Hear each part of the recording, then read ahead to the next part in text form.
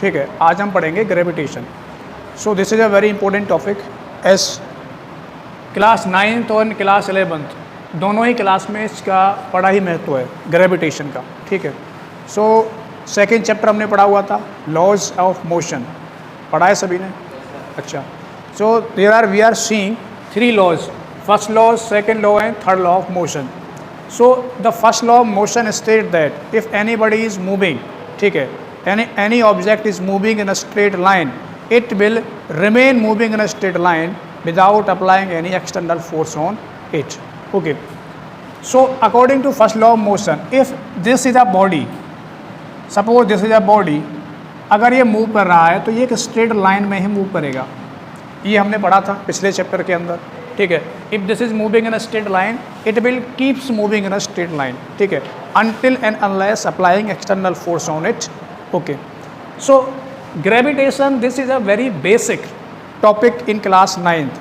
In advance, in class 11th, we are studying this chapter in a detailed manner. But now present, we are introducing some terms which are used to understand this term gravitation. So before I am telling and introduce about the gravitation, there will be some few terms. कुछ term हैं जो हमें पहले समझने पड़ेंगे। उनमें से एक term है टेंशन फोर्स।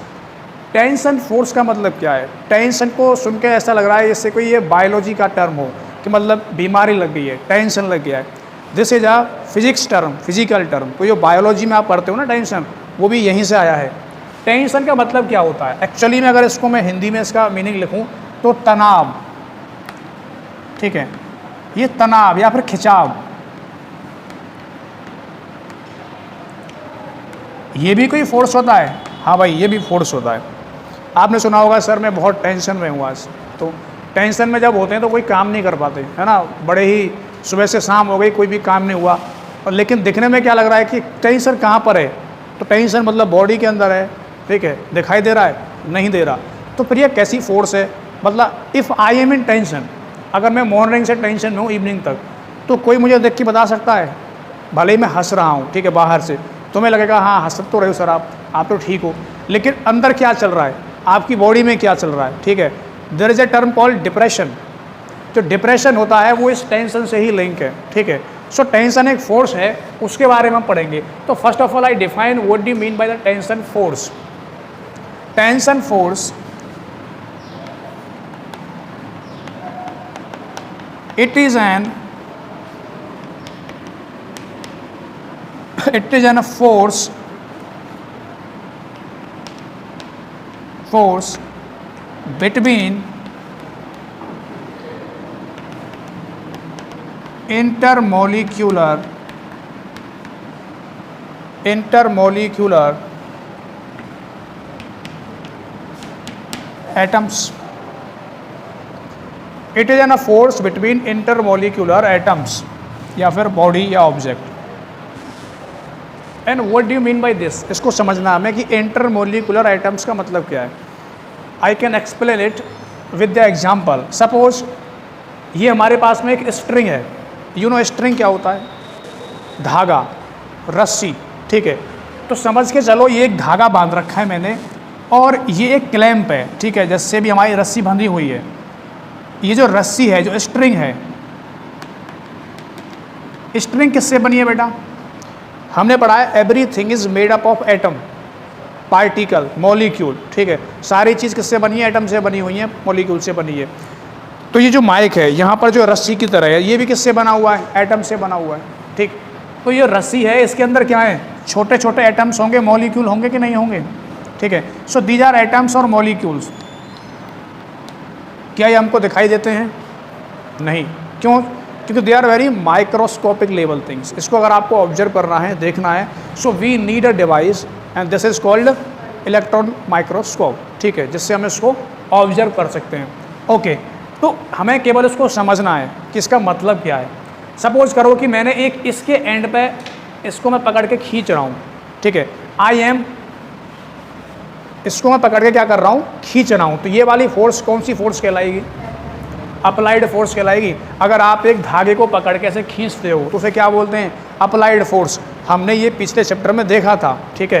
तो ये मैंने अप्लाइड फोर्स किया। अच्छा, डायरेक्शन ऑफ अप्लाइड फोर्स किधर है, इधर की तरफ है, according to Newton's third law of motion. अगर मैंने इसको इधर खींचा है और ये जो एटम्स है, ये जो मॉलिक्यूल है, ये बेटा दूसरे वाले से जुड़ा हुआ है, दे आर वेरी इंटरक्लोज्ड, पास पास है, बिल्कुल पास पास इस तरीके से। तो जब मैं इसको इधर खींचूंगा तो according to Newton's third law of motion ये क्या हो गया, एक्शन। तो रिएक्शन किधर होगा, इसके अपोजिट होगा, ठीक है। तो अगर मैंने इसको खींचा तो ये निकल के बाहर क्यों नहीं आ गया, बाहर आ जाना चाहिए था ना। लेकिन आपने देखा कि रस्सी को खींच रहे हो, एक पॉइंट पे वो टूट के बाहर नहीं आएगी, जब आप ज़्यादा फोर्स लगा दोगे तब टूटती है, ठीक है। आप उसको से खींचो, उसमें खिंचाव बनेगा, टेंशन बनेगा और बनेगा, और एक लिमिट के बाद फिर टूट जाएगी। तो पहले मान लो कि मैंने इस पर फोर्स लगाया 5 न्यूटन का, अप्लाइड फोर्स जो है दिस इज़ 5 न्यूटन, मैंने इस पर 5 न्यूटन का फोर्स लगाया, तो ये वाला पार्टिकल जो है बाहर निकल के नहीं आया। इसका मतलब इसको किसी ने बैलेंस किया होगा, according to Newton's third law इसको बैलेंस किया होगा। किसने बैलेंस किया होगा, रिएक्शन फोर्स ने। इस तरफ ये वाला जो है, ठीक है, ये इससे अटैच है तो वो इधर लगी होगी, ठीक है। यानी कि ये जो एटम से कनेक्टेड है, इसने क्या किया, इसको अपनी तरफ खींच लिया रिएक्शन वाली फोर्स से। अच्छा, उसके बाद क्या होगा, यहाँ पर एक पेयर बनेगा, एक्शन रिएक्शन, इसने खींचा तो फिर इसने इसको खींचा, ये तो बैलेंस हो गया। तो फिर ये दोनों बाहर क्यों नहीं जा रहे हो, तो फिर इसको ये खींचेगा, अब ये बाहर क्यों नहीं जा रहे हैं, फिर इसको ये, ऐसे करके ध्यान से देखो। आप एक रस्सी को जब खींच रहे होते हो तो उस रस्सी में जो खिंचाव बन रहा है एक्चुअली में हो क्या रहा है, रस्सी बनी हुई है एटम से, हमने एक कॉर्नर को पकड़ के खींचना चालू कर दिया। इसका मतलब जिस कॉर्नर पे मैंने रस्सी को पकड़ा हुआ है, ठीक है, suppose this is a string, ये एक रस्सी है, मान लीजिए एग्जाम्पल के तौर पे मैं केवल इस एंड को पकड़ के खींच रहा हूँ, तो इस एंड पे जो एटम्स हैं वो बाहर क्यों नहीं आए निकल के, क्योंकि ये जो एटम है बाहर वाला, ये किसी दूसरे एटम से जुड़ा हुआ है पीछे वाले से, उसने उसको पकड़ के क्या आया, रिएक्शन फोर्स लगा दिया। तो फिर ये 2 एटम हो गए, तो फिर क्या हुआ, इन दोनों को बाहर आना चाहिए था, फिर आगे वाला पीछे वाला जो है फिर इसको पकड़ लेगा। तो एक लंबी प्रोसेस चलती रहेगी। ये पूरी रस्सी में क्या है, एटम्स भरे हुए हैं, इंटरमोलिक्यूल, इसलिए डेफिनेशन में क्या लिखा है, फोर्स बिटवीन इंटरमोलिक्यूलर एटम्स, यानी कि एटम्स के बिटवीन में, इंटरमोलिक्यूल अंदर जो फोर्स होती है, there is a 2 keywords, intra and inter, ठीक है। तो इंट्रा का मतलब क्या होता है, एटम्स के अंदर, ये एटम के अंदर नहीं है, बिटवीन 2 एटम है, ठीक है। ध्यान से सुनो, अगर ये एक एटम है, ये दूसरा एटम है, इन दोनों के बीच में जो फोर्स है बेटा, इसको बोलते हैं इंटरमोलिक्यूलर फोर्स, इंटरमोलिक्यूलर फोर्स। अच्छा सर, फिर ये इंट्रामोलिक्यूलर क्या होता है, what do mean by intra, intra का मतलब क्या होता है, विद इन द बॉडी,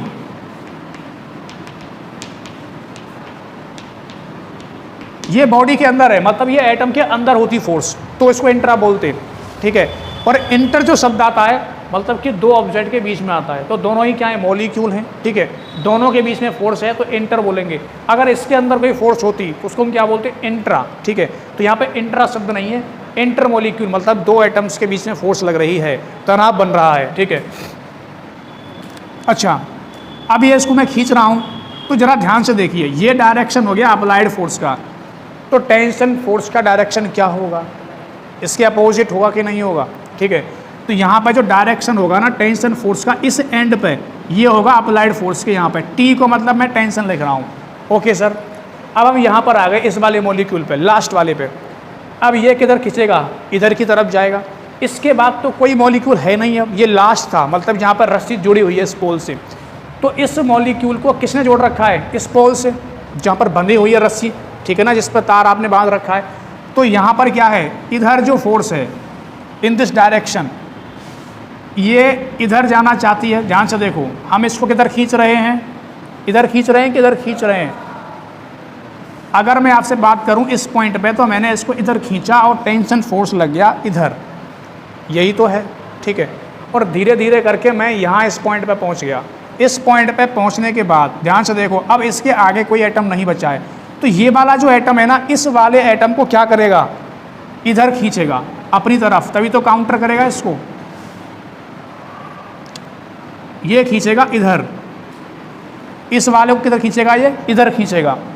अच्छा, इधर खींचेगा, लेकिन आगे कोई एटम नहीं है। अब क्या होगा, ये वाला जो पोल है, ये इसको इधर की तरफ पुश करेगा, मतलब बैलेंस करेगा। तो यहाँ पर भी बैलेंस हो गया, यहाँ पर भी बैलेंस हो गया।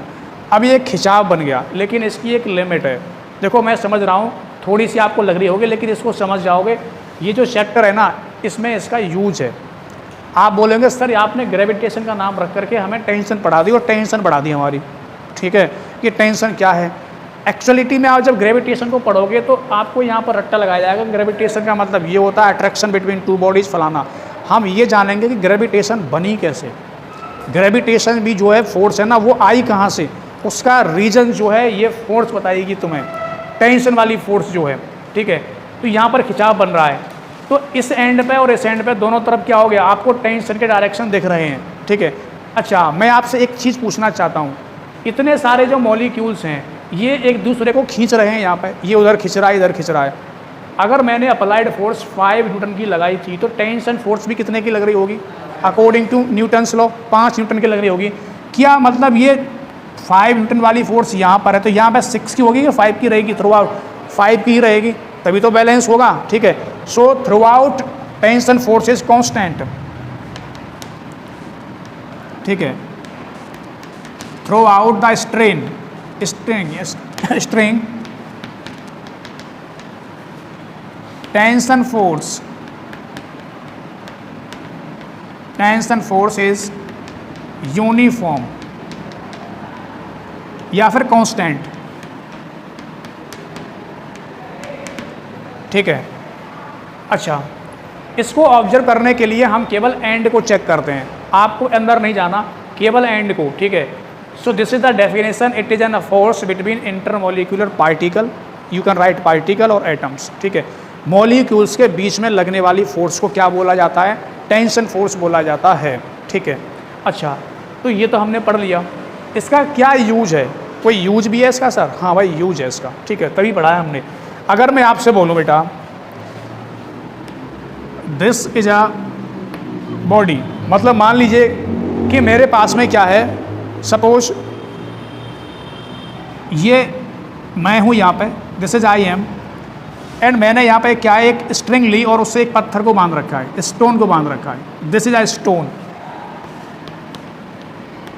ठीक है।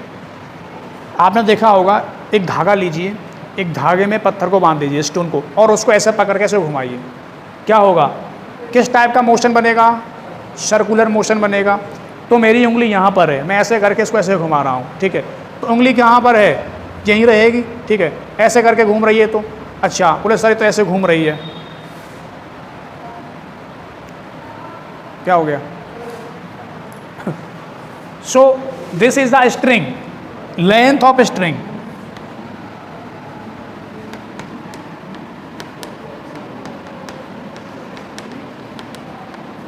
Length of string is fixed. अगर मान लो कि मैंने जो रस्सी ली है वो 10 मीटर की रखी है, ठीक है, ये 10 मीटर की रस्सी है, क्या ऐसा हो जाएगा कि घुमाने पर ये 10 मीटर से 12 मीटर बन जाएगी? कि मैंने इसको घुमाना स्टार्ट किया और इतनी लंबी होकर के वहाँ पहुँच गई 12 मीटर से, हाँ ऐसा हुआ? अच्छा, ऐसा क्यों नहीं हो रहा है? खिंचाव नहीं बन रहा क्या इसमें? बन रहा है इसमें भी खिंचाव। ध्यान से देखो, ये जो स्टोन है ना, ये स्टोन क्या कर रहा है? इस रस्सी को बाहर की तरफ खींच रहा है, इसको हम क्या बोलेंगे? Applied force. स्टोन के द्वारा रस्सी पर लगाई जाने वाली फोर्स कौन सी होगी? Applied force. इसको लिंक करो जरा, ठीक है। So this is applied force, this is applied force. किसने लगाई है? स्टोन ने। किस पर लगाई है? रस्सी पर लगाई है। इसका मतलब खिंचाव तो बनेगा, ठीक है। तो खिंचाव जब बनेगा तो रस्सी का साइज भी तो बढ़ना चाहिए अकॉर्डिंग टू दिस। खिंचाव का मतलब क्या होता है? हम खींचते हैं तो साइज बढ़ता है। तो यहाँ जो इसकी लेंथ है 10 मीटर की, ये तो सर 11-12 हो जानी चाहिए थी, ये ऐसे क्यों नहीं हुई है? ठीक है, ध्यान से देखिए, अभी हमने क्या किया है, यहाँ से लेकर के यहाँ तक ये यहाँ पर है। अब ये क्या होगा कि ये ऐसे करके इसने इसको खींचा आगे की तरफ, इसकी लेंथ बढ़ना चाह रही थी, क्योंकि टेंशन का मतलब क्या होता है? खींचना। बिल्कुल इसकी लेंथ बढ़ना चाह रही थी। ये ना यहाँ से जा करके जब ऐसे आगे जा रहा था तो ये यहाँ जाना चाहता था, इसकी लेंथ बढ़ना चाहती थी ऐसे करके यहाँ, लेकिन ऐसा नहीं हुआ। पूछो क्यों? इसमें जो स्ट्रिंग है इसमें और भी क्या है? एटम्स हैं, मॉलिक्यूल्स हैं। वो क्या कर रहे हैं? इसको पीछे की तरफ खींच रहे हैं। किसको खींच रहे हैं? इस स्ट्रिंग को खींच रहे हैं। जैसे हमने यहाँ देखा था कि अगर आपने एक अप्लाइड फोर्स लगाई है तो इसको बैलेंस करने के लिए कौन सी फोर्स लग रही थी, टेंशन फोर्स। तो स्टोन जो है इसको बाहर खींचना चाहता है, इसकी लेंथ को बढ़ाना चाहता है, ठीक है, यानी ये करना चाहता है, इधर खिंचाव करना चाह रहा है। लेकिन इसको बैलेंस करने के लिए according to Newton's third law of motion यहाँ पर एक फोर्स डेवलप होगी, टेंशन फोर्स। वो क्या करेगी, वो लगेगी इधर अपोजिट डायरेक्शन में, ठीक है, इस रस्सी के अपोजिट डायरेक्शन में। और क्या करेगी, ये जो पाथ था इसका यहाँ पर, भाई ये यहाँ से यहाँ जाना चाहता था साइज को बड़ा होने में, लेकिन ये इसको पीछे खींच लेगी। क्यों, टेंशन फोर्स है, ठीक है। क्या होगा, ये बेटा स्टोन यहाँ ना जाने के बजाय इधर मुड़ जाएगा, इधर मुड़ गया, ध्यान से देखो यहाँ पे इधर मुड़ गया। अब इस पॉइंट पे फिर ये बाहर जाना चाहता है, क्योंकि ये तो हर बार बाहर जाना चाहेगा, ठीक है, लेकिन ये क्या करेगी, फिर इसको इधर मोड़ लेगी, ठीक है, और फिर ये इधर बाहर जाना चाहेगा, फिर इसको इधर मोड़ लेगी। हर पॉइंट पे आप देखोगे इसकी जो लेंथ है, जो रस्सी की लेंथ है, वो बराबर 10 मीटर ही बरकरार है। इसके पीछे का रीजन क्या है, ये टेंशन फोर्स। और जब ये पूरा ऐसे घूम के आएगा तो आपको क्या मिलेगी, एक शेप मिलेगी। किसकी शेप मिलेगी, ये सर्कल की शेप।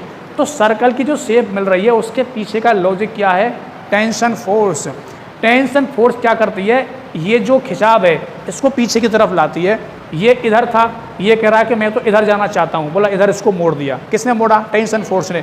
फिर इधर जाना चाहता है, फिर से मोड़ दिया, इधर फिर उधर, और देखते गए कि ये ऐसे घूम के जहाँ से शुरू हुआ था वहीं पर आ गया और एक आपको शेप मिली, ठीक है, एक आकृति मिली, और ये थी सर्कल की।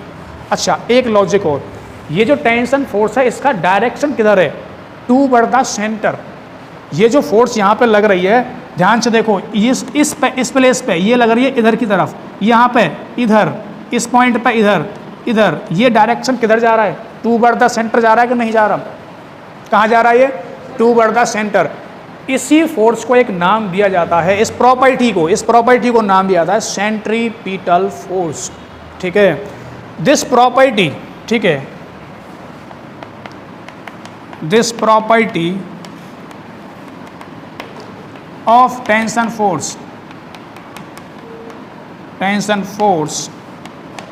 named as centripetal force। Centripetal force.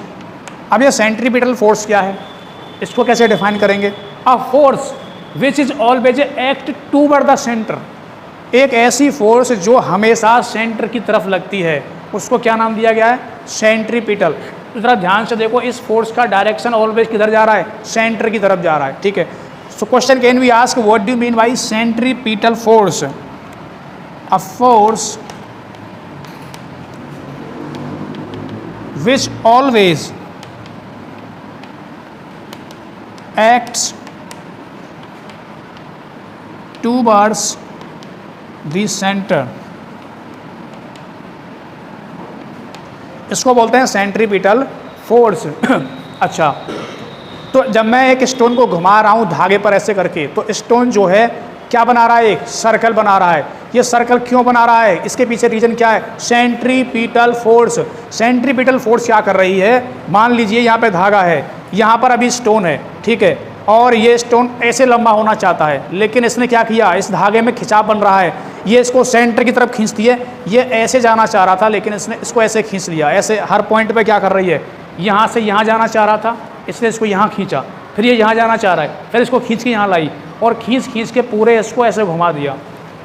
तो हमने एक पॉइंट पढ़ा था न्यूटन का फर्स्ट लॉ, कि जब तक आप बॉडी पे एक्सटर्नल फोर्स नहीं लगाते तब तक बॉडी अपना डायरेक्शन चेंज नहीं करती है। ये स्टोन जो है सीधा जाना चाह रहा था, क्योंकि ये कैसा है, स्ट्रेट लाइन को फॉलो करेगा। तो इस पर हमने क्या लगाई, एक्सटर्नल फोर्स लगाई, हमने तो नहीं लगाई, किसने लगाई, इसमें पैदा हुई टेंशन फोर्स। ये जो टेंशन फोर्स है यही क्या है, इसमें एक्सटर्नल फोर्स का काम कर रही है, इसको इधर तक बेंड कर रही है। तो ये न्यूटन्स का फर्स्ट लॉ ही तो है, जब तक आप एक्सटर्नल फोर्स नहीं लगाओगे तब तक बॉडी का डायरेक्शन चेंज नहीं होगा, ठीक है। तो यहाँ पर बॉडी का डायरेक्शन चेंज हो रहा है। अगर मैं आपसे पूछूं कि अगर एक बॉडी सर्कुलर मोशन में मूव कर रही है तो क्या उस पर एक्सटर्नल फोर्स लग रहा है कि नहीं, ये क्वेश्चन नंबर फर्स्ट ही है इस एक्सरसाइज का। If a body is moving in a circular path, a force is acting, external force is acting on it or not। बोले सर ऐसे कैसे, हम तो सर्कल में मूव कर रहे हैं आराम से भाग रहे हैं ऐसे करके, फिर सर्कल में आ गए। ठीक है, हम पे कौन सी फोर्स लग रही है? जी बिल्कुल लग रही है, उसको हम आगे ही पढ़ेंगे अभी। ठीक है, क्योंकि आप यहाँ पर देख रहे थे कि जो स्टोन है वो सर्कल में मूव कर रहा है, तो वो एक्चुअल में मूव कर रहा है, इसके पीछे का लॉजिक है, उस पर एक फोर्स लगी है, सेंट्रीपिटल फोर्स। और ये सेंट्रीपिटल फोर्स क्यों लगी है? टेंशन फोर्स की वजह से। तो टेंशन फोर्स यहाँ पे इसलिए मैंने पढ़ाया कि टेंशन फोर्स का मतलब होता है खिंचाव। अब इसको ज़रा एक मोटे मोटे तौर पे सुनिए। ये तो था फिजिक्स की भाषा में, आम भाषा में क्या मतलब है? आप एक रस्सी लीजिए, उसको जा करके एक कील से कहीं पर बांध दीजिए और उसको ऐसे खींचिए। खींचने से क्या होगा? तनाव बनेगा, लेकिन तनाव की एक लिमिट होगी, ज़्यादा खींचोगे रस्सी टूट जाएगी। ठीक है, इतना भी नहीं खींचना है। आपने खींचना चालू किया, तनाव बना, तो जो आपने जिस पॉइंट को पकड़ रखा है वो आपके हाथ में टूट के नहीं आया। इसका मतलब क्या हो रहा है? उसको कोई बैलेंस कर रहा है खिंचाव को। ठीक है, उसकी एक लिमिट होगी। ठीक है, ऐसे ही यहाँ पर है कि आपने क्या है, इस स्टोन को एक रस्सी से बांध रखा है, और रस्सी से बांधने के बाद, ठीक है, आप चाहो तो घर पर आप प्रैक्टिकल कर सकते हो, या फिर मेरे पास ले आना, उसको मैं ऐसे घुमाऊंगा। पहली बार में सर्कल नहीं बनेगा, फिर ऐसे घूमेगा, पहले वो धीरे धीरे एक सर्कल की पोजीशन लेगा। ठीक है, और जब सर्कल की पोजीशन आ जाएगी, जैसे ही मैं इसको घुमाना बंद कर देता हूँ, जैसे ही मैंने इसको घुमाना बंद कर दिया, सपोज करो मैंने इसको इस पॉइंट पर आकर घुमाना बंद किया, जैसे ही इस पॉइंट पर आएगा, यहाँ से बनाएगा एक टेंजेंट, और ये ऐसे सीधा जाएगा निकल के बाहर, स्ट्रेट लाइन में जाएगा एकदम। ठीक है, ये हमेशा स्ट्रेट लाइन में जाना चाहता है, लेकिन इसको ना ऐसे मोड़ा जा रहा है। बेटा इधर आ, इधर मोड़ दिया, सेंटर में आ गया। अब देखो यहाँ पर आ गया, यहाँ पर भी क्या कर रहा है, ये क्या करना चाहेगा? इस पॉइंट पे ड्रॉ टेंजेंट, ये इस पॉइंट पे इधर जाना चाहता है। ठीक है, तो फिर हमने क्या किया, ये टेंशन फोर्स लगी, इसको पकड़ के यहाँ लाया गया, फिर इसमें आ गया, इस पॉइंट पर टेंजेंट ड्रॉ करो। अब ये यहाँ जाना चाहता है, फिर इसको यहाँ मोड़ दिया गया, फिर यहाँ आ गया, इस पॉइंट पर टेंजेंट ड्रॉ करो, अब ये यहाँ जाना चाहता है। हर बार ये स्ट्रेट ही जाना चाहेगा, क्योंकि न्यूटन का फर्स्ट लॉ काम कर रहा है कि बॉडी जो है, अगर जब तक उस पर एक्सटर्नल फोर्स नहीं लगेगी वो स्ट्रेट ही मूव करेगी। लेकिन इस पर हर बार क्या लग रही है? सेंट्रीपिटल फोर्स, जो क्या कर रही है, इसको मोड़ रही है। अच्छा बेटा, यहाँ से फिर इसको ऐसे मोड़ दिया, अभी देखो इस पॉइंट पे गए, फिर ऐसे आ गई, फिर इसको ऐसे मोड़ा।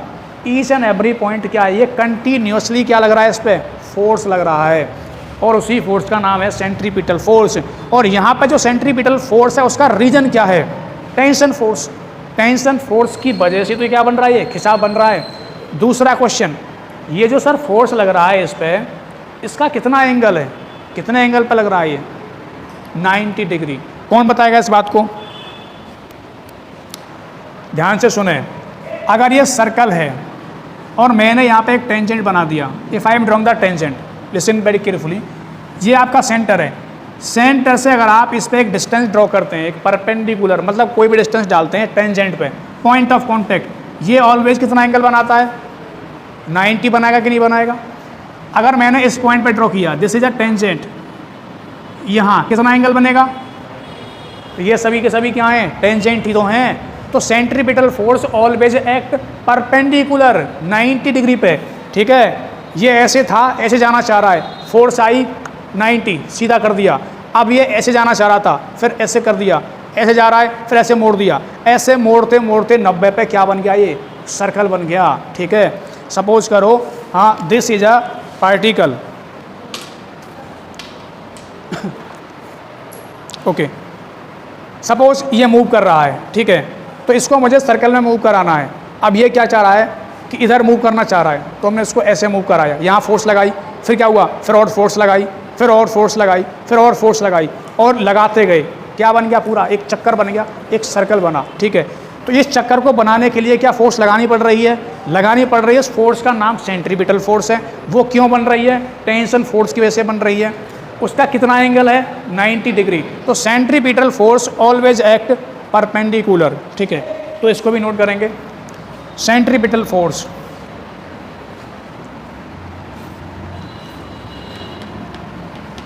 सेंट्रीपिटल फोर्स एक्ट्स परपेंडिकुलर, ठीक है, to the object moving in a circular motion.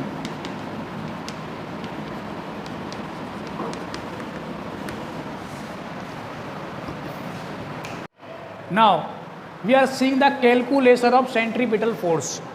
अब हम यहाँ पे देखेंगे कि suppose this is an object, एक स्टोन है, इसका कोई मास होगा तो हमने इसके मास को m ले लिया। जब ये मूव कर रहा है तो उसके पास क्या होगी, वेलोसिटी होगी, और ये जो स्ट्रिंग है इसकी कुछ लेंथ होगी। तो लेंथ ये जो है फिक्स है ना सर्कल में, तो fix length in the circle is called radius. समझ रहे हो?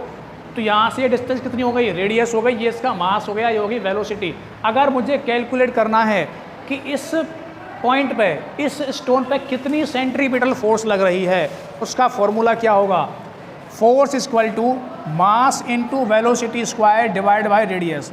इसका प्रूफ हायर क्लास में है, बट आपकी क्लास छोटी है तो हमें there is no need to proof it, ठीक है। सिंपली आपको पता होना चाहिए मास और वेलोसिटी का प्रोडक्ट और डिस्टेंस का डिवाइड, ठीक है।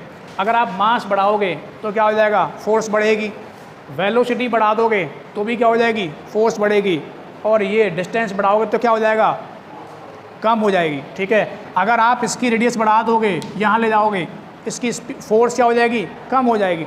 डिस्टेंस बढ़ने से क्या हो जाता है, फोर्स का वैल्यू कम हो जाता है। अच्छा सर, इसका एप्लीकेशन क्या है रियल लाइफ में सेंट्रीपिटल फोर्स का? तो एक तो देखा हमने स्टोन वाला केस, अब हम सुनेंगे ग्रेविटेशन की तरफ। We are studying about gravitation, but before this हम ये कॉन्सेप्ट समझेंगे। सपोज ये मान लीजिए ये है हमारी अर्थ, ठीक है, और अर्थ के पास ये है हमारा सन। चलो सन को मैं छोटा बनाऊंगा समझाने के लिए केवल, वैसे सन बड़ा होता है, ठीक है। अभी यहाँ पर है सन, सुबह वही है, हॉराइजन की बात कर रहे हैं, सुबह है, ठीक है, सुबह सुबह की बात है, अभी सन यहाँ पर है। अब आफ्टरनून में देखते हैं कि सन ना यहाँ पर पहुँच जाता है, ठीक है, सन इज़ हेयर, यहाँ पहुँच गया सन, और फिर देखते हैं कि सन यहाँ आ जाता है, शाम हो गई फिर सन, और फिर सन यहाँ चला गया, कहीं और दिन हो गया, अमेरिका में दिन निकल आया। तो आपको क्या लग रहा है, हमने न्यूटन्स का फर्स्ट लॉ पढ़ा था, अगर कोई बॉडी स्ट्रेट लाइन में मूव कर रही है तो it always move in a straight line. लेकिन यहाँ तो जो सन है ये तो सर्कुलर मोशन में मूव कर रहा है। देखो अभी यहाँ था, यहाँ है, अगर आप इन चारों पॉइंट को जोड़ते हो तो यू विल, आपको एक शेप नज़र आएगी, और this is a circular shape. ऐसे ही तो मूव कर रहा है सन, ऐसे ही हमारी अर्थ मूव कर रही है, ठीक है। इसके पीछे का रीज़न क्या है? सर यहाँ पे तो कोई धागा भी नहीं बना हुआ कि मैं स्ट्रिंग पकड़ के घुमा रहा हूँ इस तरीके से। क्या हम यहाँ पर स्ट्रिंग को पकड़ के घुमा रहे हैं? क्या आप सन को पकड़ के घुमा सकते हो? नहीं घुमा सकते। So what is the logic behind this, कि सन एक जो है सर्कुलर मोशन में क्यों मूव कर रहा है, इसके पीछे का लॉजिक क्या है, ठीक है। तो हमारे पास में कोई लॉजिक था नहीं, साइंटिस्ट आए और चले गए। एक साइंटिस्ट था Kepler. So Kepler was a very famous scientist. Kepler ने कुछ लॉज दिए, केपलर्स लॉज, ठीक है। उसके बाद आया Newton, and Newton's give a very famous law, universal law of gravitation. He is giving a universal law of gravitation. Now we are studying this law because this is not in our syllabus, this is in higher classes, but इसका थोड़ा सा हम देखेंगे, इसको पढ़ेंगे। इसको पढ़ने से पहले ये समझना पड़ेगा कि सर इसके पीछे लॉजिक क्या है। भाई जो सन है सर्कुलर मोशन में क्यों घूम रहा है? अभी मेरे पास में एक धागा था, मैंने उसको पकड़ के घुमाया तो मैं बोल सकता था कि सर यहाँ पे तो टेंशन फोर्स थी, उसकी वजह से जो एक स्टोन है वो सर्कुलर मोशन में घूम रहा है। सर यहाँ पे तो कोई धागा नहीं है, फिर आपने सूरज को पकड़ के ऐसे कैसे घुमा दिया, ये सर्कुलर मोशन में कहाँ से आ गया? तो हमने एक चीज़ देखी कि हमारी अर्थ के पास में क्या है, एक मास है, मास ऑफ अर्थ है। सन के पास में क्या है, इसके पास में भी क्या बेटा, मास है। क्या दोनों बॉडीज़ के पास में मास है कि नहीं है? हाँ जी, मास तो है, क्योंकि हमने यहाँ देखा है कि यहाँ इसके पास ही मास था। इन दोनों बॉडीज़ के पास मास है। तो इसका ईयर ऑफ स्टडी की गई, 100-200 साल में ये पाया गया, अगर कोई दो बॉडीज़ होती हैं और जिनके पास में मास होता है, उनके बीच में एक फोर्स ऑफ अट्रैक्शन बनता है। If two bodies having the mass, there is a force of attraction between two bodies, और इस फोर्स ऑफ अट्रैक्शन को नाम दिया गया ग्रेविटेशन, ठीक है। तो यहाँ पर लॉजिक दिया गया कि जो सन है ना, ये ऐसे मूव इसलिए कर रहा है क्योंकि इन दोनों के बीच में एक फोर्स डेवलप हो रही है, और उस फोर्स का नाम है gravitation. So gravitation is a force which is responsible for rotating the sun in a circular manner. यहाँ पर जो काम हमारी स्ट्रिंग में फोर्स कर रही थी, which force, tension force. So there is a no tension force, but which force is responsible for circular motion of the sun? The answer is gravitational force. But sir, how this force is developed? For developing this force, we need mass. So these two objects having the mass, this is the mass of Earth and this is the mass of Sun. So this is the characteristics of any bodies. If these are two objects, small object, and these objects having the mass, is there any kind of attraction between them? Yes. Well sir, how can you prove it? आप कैसे prove करोगे? I can prove it experimentally in the laboratories. ये यहाँ पर आप इसको prove नहीं कर सकते, ठीक है? So we need an apparatus. Tomorrow we'll be discussing about these things in a very detailed manner, ठीक है? Okay, now